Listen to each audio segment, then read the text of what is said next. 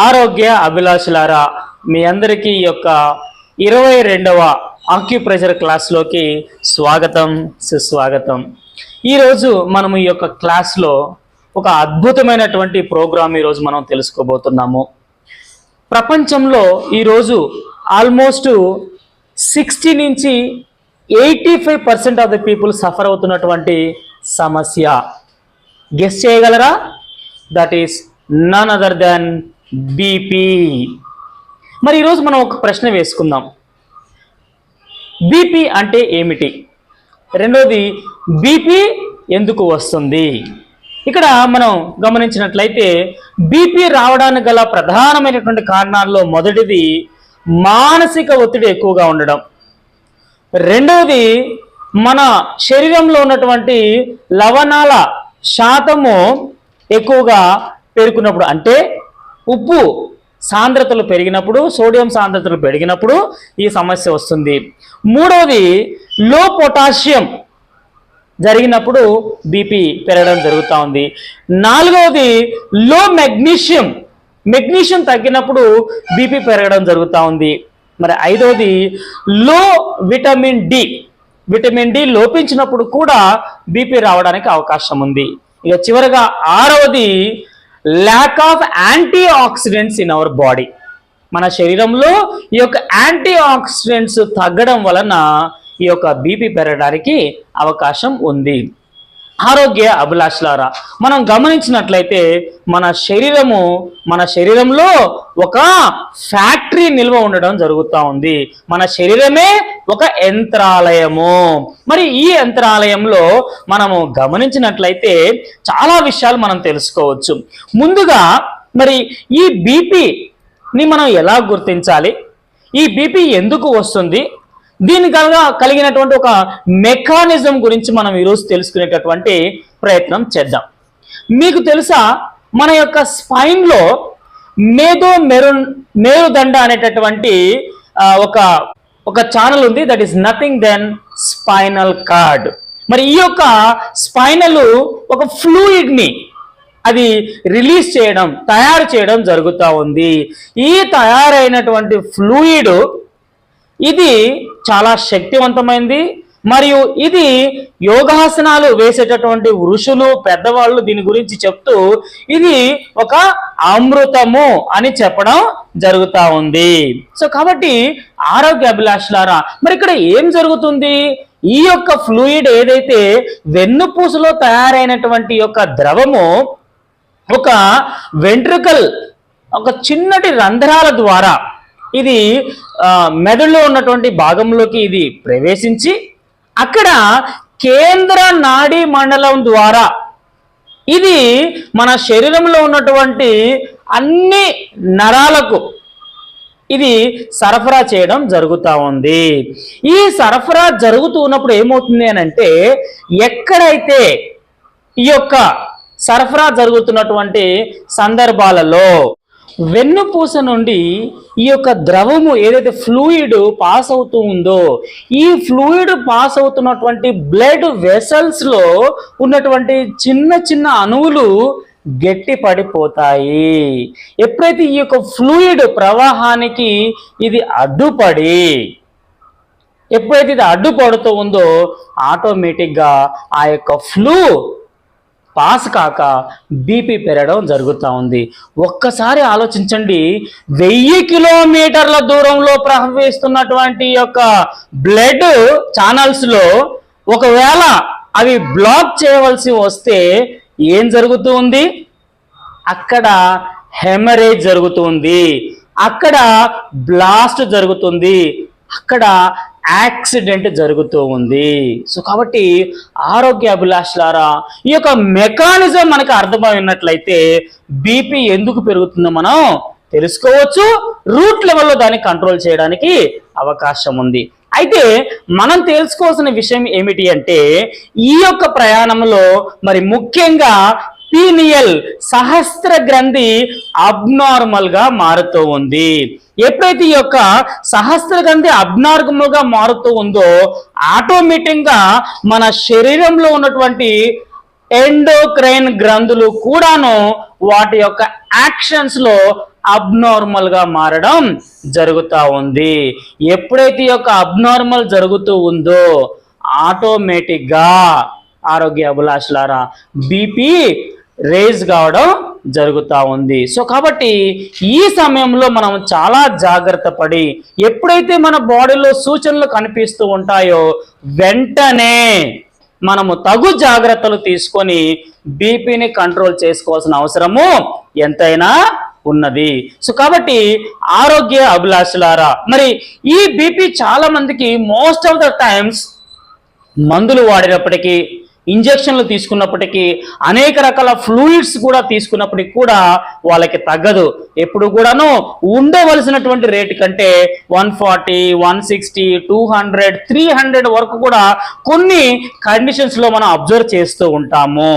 చాలా మంది ఏదైనా సడన్ వార్త విన్నప్పుడు బీపీ రైజ్ అవుతుంది. కొంతమందికి ఆపరేషన్కి ముందు బీపీ రైజ్ అవుతుంది. కొంతమందికి ఏదైనా అనుకోనటువంటి విషయాలు విన్నప్పుడు ఆటోమేటిక్గా బీపీ రైజ్ అవుతుంది. కొంతమందికి ఎవరైనా పడని వ్యక్తులు కానీ, ఏదైనా అనుకోని సందర్భాలు గొడవలు జరిగినప్పుడు కానీ ఈ యొక్క బీపీ రైజ్ కావడం జరుగుతూ ఉంది. సో కాబట్టి ఇలాంటి సందర్భాల్లో మనము చాలా చురుకుగా దీన్ని కంట్రోల్ చేయడం కోసం మనం ప్రీ ప్లాన్డ్గా మనం ఆలోచన చేయవలసిన అవసరము ఎంతైనా ఉంది. సో కాబట్టి ఆరోగ్య అభిలాషులారా, మరి ఈ బీపీ సమస్యలు వచ్చినప్పుడు చాలా జాగ్రత్తగా ఉండండి. ఇప్పుడు చెప్పబడేటటువంటి విషయాలు మీరు గుర్తుపెట్టుకొని మీరు మీ ఆహారంలో మీ యొక్క జీవితంలో తీసుకోవాల్సినటువంటి తగు చర్యలు మీరు తీసుకొని బ్రతికినంత కాలం మీరు ఆరోగ్యంగా ఉండాలని కోరుకుంటూ ఇప్పుడు మనము చేయవలసినటువంటి అంశాలు ఏంటి ఒకసారి మనం గమనించుకుందాం. మొదటగా మీరు మీ తినేటటువంటి ఆహారంలో ఉప్పుని తగ్గించుకోండి. వీలైనంత వరకు ఎంత తక్కువగా ఉప్పు తీసుకోగలిగితే అంత మంచిది. రెండవది, అంతకి కావాలనుకుంటే మనకి మార్కెట్లో ఆయుర్వేదం షాప్లో దొరికేటటువంటి సాయింధవ లవణము లేదా రాక్ సాల్ట్ని కొద్ది మోతాదులో తీసుకోవడానికి ప్రయత్నం చేయండి. రెండవది, మీ ఆహారంలో పొటాషియం ఫుడ్స్ ఉండేటట్టుగా చూసుకున్నట్లయితే చాలా చాలా మంచిది. మెగ్నీషియం కలిగినటువంటి ఆహారాన్ని మీరు విరివిగా తీసుకోవడము చాలా చాలా ఇంపార్టెంట్. అదేవిధంగా వైటమిన్ డి, మరి ముఖ్యంగా ఇది సూర్యుని యొక్క కాంతిలో మనకి దొరుకుతుంది కాబట్టి ఉదయాన్నే మీ యొక్క శరీరాన్ని ఈ యొక్క సన్కి ఎక్స్పోజ్ చేసినట్లయితే మీకు విటమిన్ డి పుష్కలంగా దొరుకుతుంది. లాస్ట్ బట్ నాట్ లీస్ట్, మీరు తీసుకునేటటువంటి అనుదిన ఆహారంలో యాంటీ ఆక్సిడెంట్స్ కలిగినటువంటి ఆహారము అంటే ఆకుకూరలు, కూరగాయలు, పండ్లు మొదలగునవి న్యాచురల్గా ఆర్గానిక్ ఫుడ్స్ వీలైతే మీ ఇంట్లో పండించుకొని కానీ లేదంటే ఎవరైతే పండిస్తున్నారో వారి దగ్గర కానీ మీరు తీసుకొని ఇలాంటివి విరివిగా రెగ్యులర్గా ఈ అనుదిన ఆహారంలో అంటే ఒక 50-60% కార్బోహైడ్రేట్ ఉంటే 40-50% ఈ యొక్క మనం అనుకున్నటువంటి యాంటీ ఆక్సిడెంట్ ఫుడ్స్ ఉంటే వెంటనే మన బాడీకి కావాల్సినటువంటి ఇన్స్టెంట్ ఎనర్జీ వస్తుంది. మనము ఈ సమస్య నుంచి బయటపడతాము. అదేవిధంగా ఈ క్లాస్లో ఈరోజు మనం ఇంకొక ముఖ్యమైన విషయం తెలుసుకోబోతున్నాము, ఆక్యుప్రెషర్ థెరపీ. ఈ యొక్క ఆక్యుప్రెషర్ సంబంధించి ఈరోజు మనము రెండు ముఖ్యమైనటువంటి పాయింట్స్ మనం ఈరోజు మాట్లాడుకోబోతున్నాము. ముందుగా ఇందాక మనం ఏం చెప్పుకున్నాము, మొదటగా ఏ గ్రంథి దెబ్బతింటుంది, ఏ గ్రంథి యొక్క యాక్టివిటీ తగ్గుతుందో చెప్పండి. That is none other than pineal gland, సహస్ర చక్రము, సహస్ర గ్రంథి.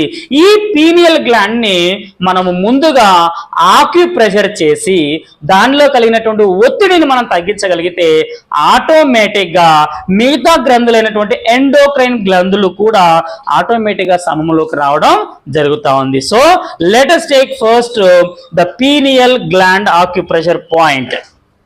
ఇక్కడ మనం గమనించినట్లయితే మన అరచేతులలో నెంబర్ 1 ఇక్కడ మనం ఇక్కడ చూస్తూ ఉన్నాము, నెంబర్ 2, నెంబర్ 3లో ఇక్కడ మనం గమనించినట్లయితే మనకి ఈ అప్పర్ పార్ట్ ఏదైతే ఉందో, ఎక్కడండి ఈ యొక్క అప్పర్ పార్ట్ ఏదైతే ఉందో ఈ అప్పర్ పార్ట్ లో మనము ఇక్కడ 2 పాయింట్స్ ని ఇక్కడ మనం గమనిస్తున్నాం. ఒకటి పిట్యూటరీ అండ్ పీనియల్. ఈ రెండింటిని మనం ఇక్కడ గమనిస్తూ ఉన్నాము. ఒకసారి చూడండి, pituitary and pineal gland. So ఇప్పుడు చక్కగా మనం ఆక్యుప్రెషర్ చేసుకొని press release, press release, press release. అదేవిధంగా ఇటువైపు కూడా press release, press release, press release. ఈ విధంగా పీనియల్ గ్లాండ్ని యాక్టివేషన్ చేసి, పిట్యూటరీ గ్లాండ్ని యాక్టివేషన్ చేసి ముందుగా జరుగుతున్నటువంటి ఒత్తిడిని కంట్రోల్ చేయండి. రెండవ వెరీ వెరీ ఇంపార్టెంట్ పాయింట్, సర్వసాధారణంగా మాట్లాడుకునేటువంటి పాయింట్ LI4. ఇక్కడ మనం చూసినట్లయితే చూపుడు వేలుకి ఈ యొక్క థంబ్ ఫింగర్ కి మధ్యలో ఈ యొక్క గుంట భాగంలో మనము ఈ యొక్క పాయింట్ ని గుర్తిస్తూ ఉన్నాము. ఇప్పుడు ఈ యొక్క ఆక్యుప్రెషర్ పాయింట్ ని మనం గుర్తించి వెంటనే ఈ యొక్క ప్రెషర్ పాయింట్ లో press release, press release, press release. అదేవిధంగా రెండో వైపు కూడా ప్రెస్ రిలీజ్, ప్రెస్ రిలీజ్. ముఖ్యంగా ఎప్పుడైతే మీకు హై బీపీ పెరిగిపోతుందో ఫస్ట్ అండ్ ఫార్మోస్ట్ మీరు ఈ పాయింట్ సెలెక్ట్ చేసుకోండి. రెండవదిగా ఈ యొక్క చెప్పబడినటువంటి ఈ యొక్క పిట్యూటరీ గ్లాండ్ని సెలెక్ట్ చేసుకొని మీరు ఈ పాయింట్ని ప్రెస్ చేసి మీరందరూ కూడాను ఆరోగ్యంగా ఉండాలని కోరుకుంటున్నాను. నేను మీకు ఒక అద్భుతమైనటువంటి ఇంకొక సలహా ఇవ్వదలుచుకున్నాను. ఏమిటి అనంటే, మీరు మీ యొక్క ఆహారంలో భాగంగా కొన్ని సప్లిమెంట్స్, అది న్యాచురల్గా కానీ ఆర్గానిక్గా కానీ ఫ్రూట్స్ రూపంలో కానీ ఇంక ఇతర రకాల్లో కానీ మీరు అవైలబుల్ చేసుకున్నట్లయితే మీ యొక్క చెప్పబడినటువంటి యొక్క బీపీకి సంబంధించినటువంటి పూర్తి స్థాయిలో కంట్రోల్ కావడం జరుగుతూ ఉంటుంది. సో అవి ఏమనగా, మొదటగా ఒమేగా ఫ్యాటీ యాసిడ్స్ అయినటువంటి omega-3, omega-6, omega-7, omega-9, omega-12 fatty acids ని తీసుకోండి. రెండవదిగా L-arginine సప్లిమెంట్స్ ని ఫుడ్ రూపంలో కానీ సప్లిమెంట్ రూపంలో కానీ తీసుకోండి. మూడవదిగా విటమిన్ E మీరు తీసుకునే ప్రయత్నం చేయండి. నాలుగవదిగా యాంటీ ఆక్సిడెంట్స్ కలిగినటువంటి ఆకుకూరలు, కూరగాయలు, పండ్లు మొదలగునవి విరివిరిగా మీ ఆహారంలో తీసుకోండి. మరి ఐదవది, ఇప్పుడు మనకి మార్కెట్లో వచ్చినటువంటి స్టెమ్ సెల్ సప్లిమెంట్స్ ని మీ ఆహారంలో భాగంగా మీరు తీసుకున్నట్లయితే చాలా చక్కగా మన బాడీలో ఈ యొక్క రక్తంలో పేరుకుపోయినటువంటి ఈ యొక్క లవణాలు మరియు ఫ్యాట్స్, కొలెస్ట్రాల్, LDL లాంటివి కూడా ఇది చక్కగా బర్న్ చేసేసి మన శరీరంలో రక్త ప్రసరణ ఫ్లో న్యాచురల్ గా చేసి మనము నిరంతరము ఆరోగ్యంగా ఉండేటట్టు చేస్తాయి. సో కాబట్టి ఆరోగ్య అభిలాషలారా, చెప్పబడినటువంటి యొక్క రూట్ లెవెల్ ని మీరు అర్థం చేసుకొని మీకు మీరే వైద్యం చేసుకొని మీరు అందరూ కూడా ఆరోగ్యంగా ఉండాలని కోరుకుంటూ wish you good health and all the best. Thank you.